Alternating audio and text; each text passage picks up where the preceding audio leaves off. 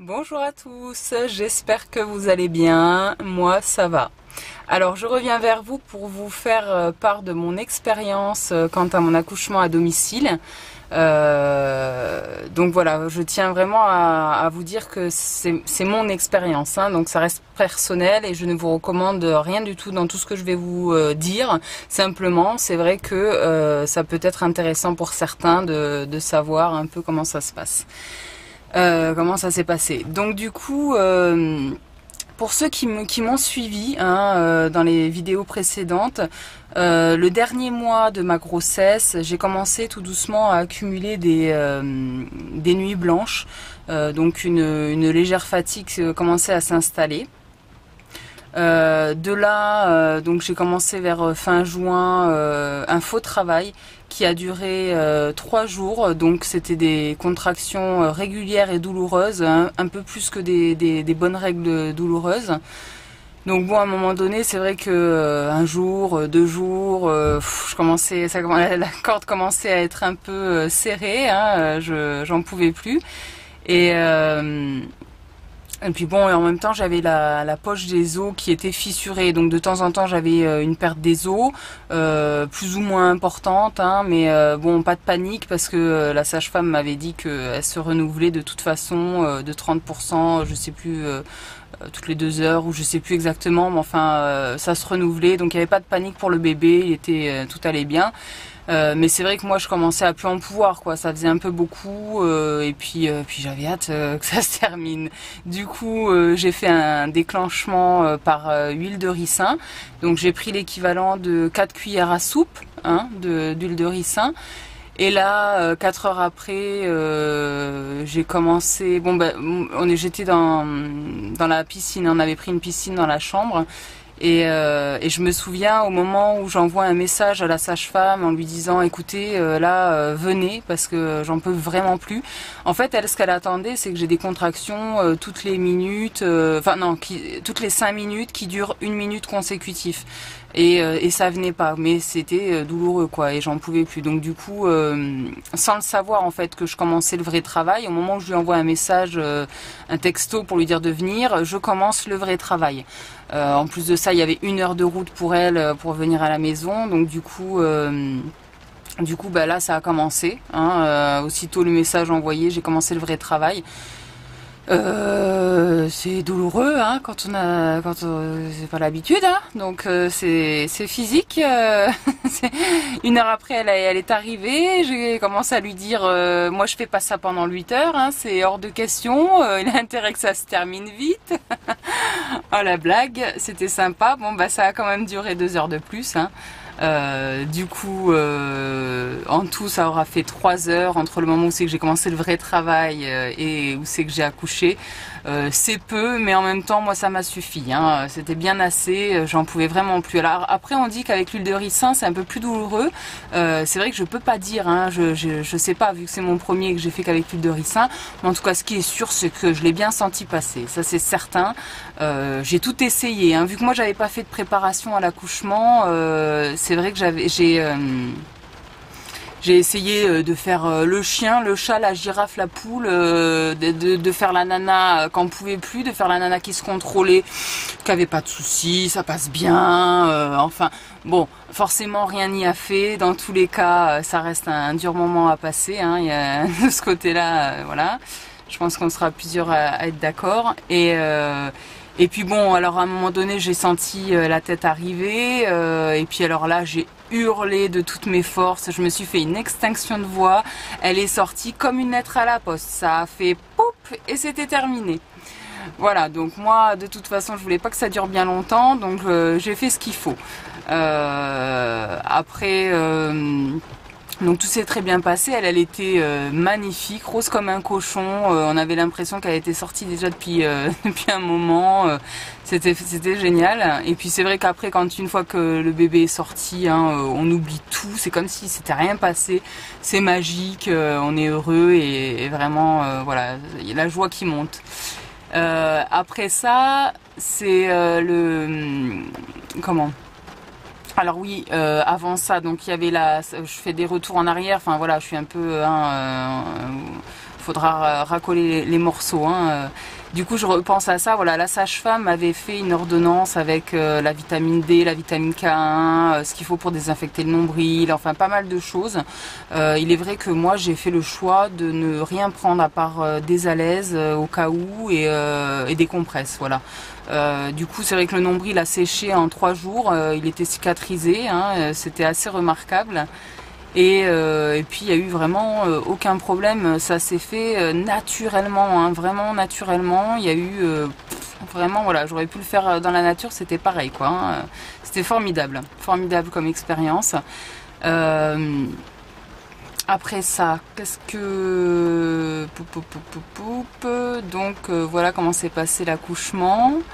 Alors voilà, si, forcément, moi derrière, j'ai eu la retombée. Hein, donc, en plus de ça, c'est vrai que bon, j'ai pas été filote parce que j'ai tendance à être très indépendante. J'aime bien avoir le contrôle de moi-même, de ce qui se passe. Donc forcément, j'étais dès le lendemain, moi je continue à faire le ménage, à manger, comme si de rien n'était. Je voulais vraiment, dans ma tête, voilà, c'était.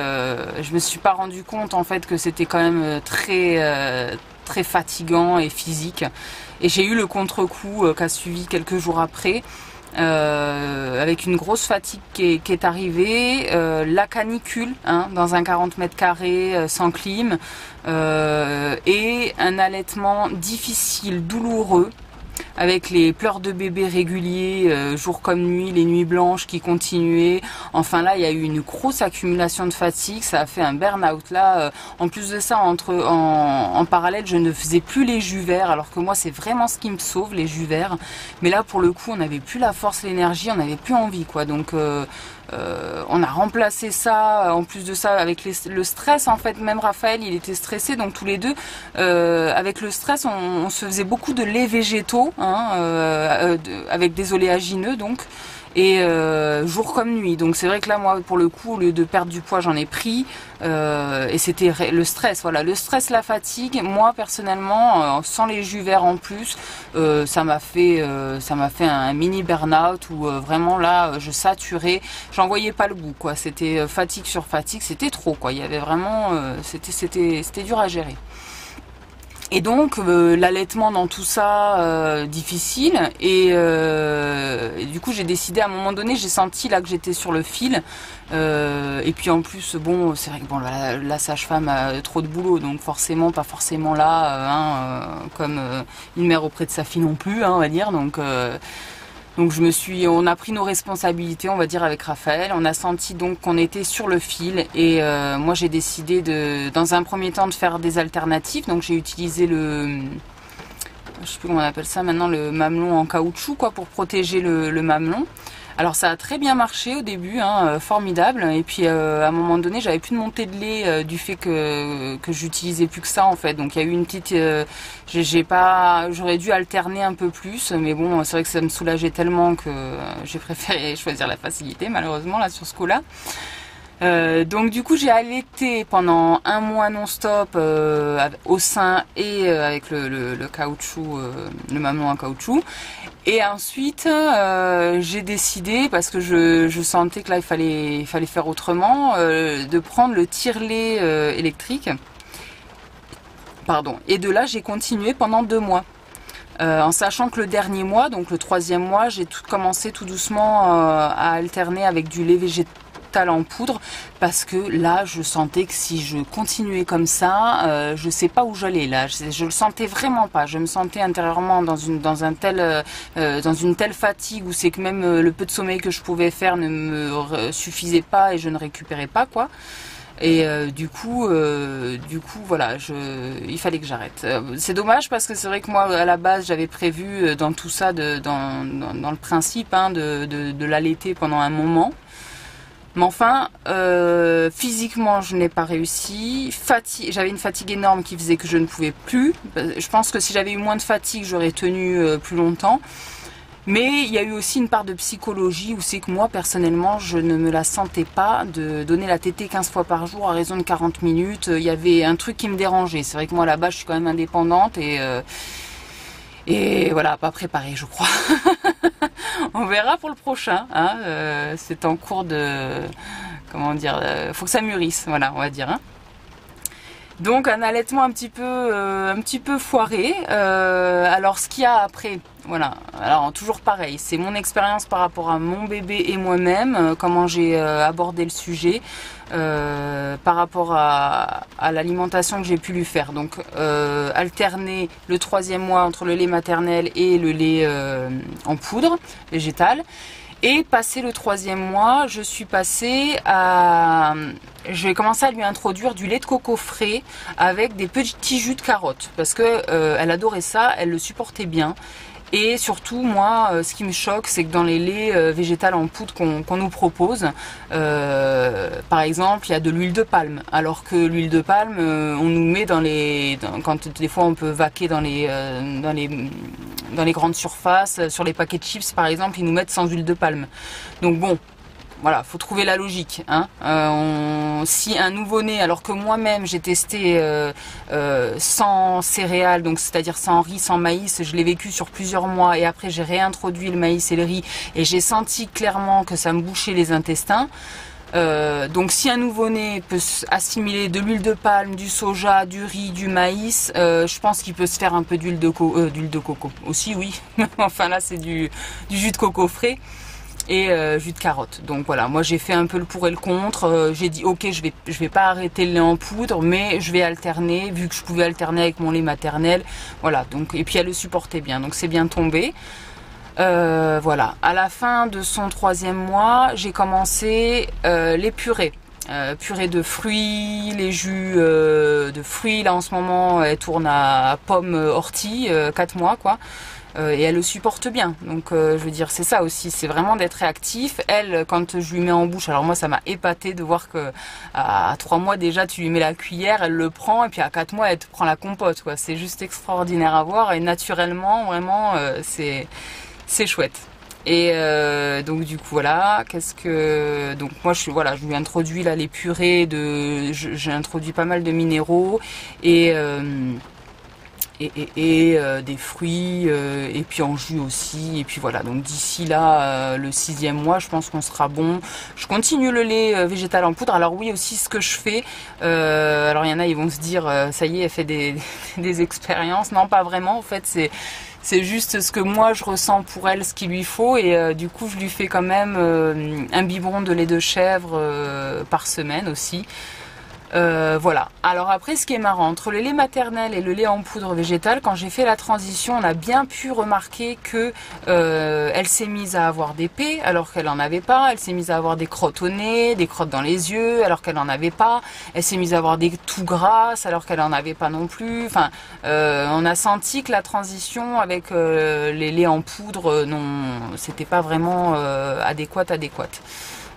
Maintenant, par rapport à quand je lui passe du lait de coco frais en jus, eh ben, on sent clairement qu'il n'y a aucun problème, ça va tout seul. D'ailleurs, on peut vraiment remarquer, c'est intéressant de voir au niveau de la texture du lait maternel, à quel point c'est liquide, il n'y a rien qui s'accroche aux parois, c'est comme du jus de fruits, quoi. Quand on se fait des jus de légumes et jus de fruits, hein, vraiment ça glisse tout seul, alors que quand on passe au lait en poudre, par exemple moi là en l'occurrence au riz, on voit vraiment les granulés, et dans les sels aussi on voit que c'est plus la même consistance, quoi. Bref, passons. Elle va passer bientôt aux fruits et aux légumes tout court, et puis ça sera beaucoup plus simple et ça sera chouette. Donc voilà un petit peu pour ce qui est de l'accouchement à domicile et l'allaitement. Alors qu'est-ce que je peux rajouter d'autre, parce que forcément il y a toujours plein de choses à dire. Alors oui, voilà, moi par rapport à l'accouchement à domicile, je me suis sentie vraiment en phase avec ça.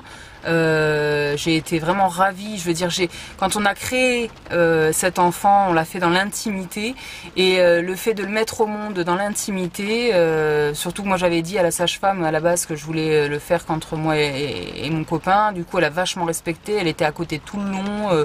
On l'a fait, voilà, on l'a filmé en plus pour notre plus grand plaisir. Les bougies dans la chambre, je veux dire, c'était royal, quoi. malgré la souffrance que c'est et ce qui s'en est suivi. Je veux dire, moi je regrette pas du tout mon choix de l'avoir fait à la maison. Je me suis sentie vraiment prête intérieurement, physiquement. J'étais en phase avec l'accouchement à domicile et pour moi l'accouchement c'est vraiment naturel. C'est comme manger une pomme presque. Donc il n'y avait aucune raison que ça se passe mal et même si ça devait se passer mal, voilà. Moi je voulais pas de peur. Et bon après c'est vrai que pour le premier accouchement j'ai choisi la sage-femme. Le deuxième je ne sais pas. Hein. On est tenté quand même de le faire en assisté.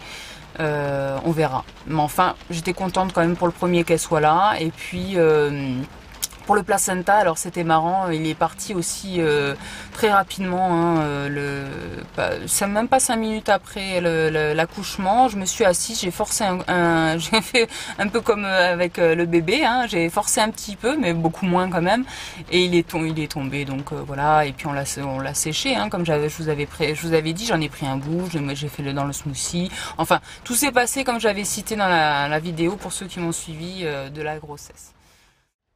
Allez, je suis de retour juste pour ressouligner quand même. Je trouve que c'est important de ne pas banaliser la femme, le fait qu'elle soit en grossesse, qu'elle crée la vie, l'accouchement, le fait de devenir mère.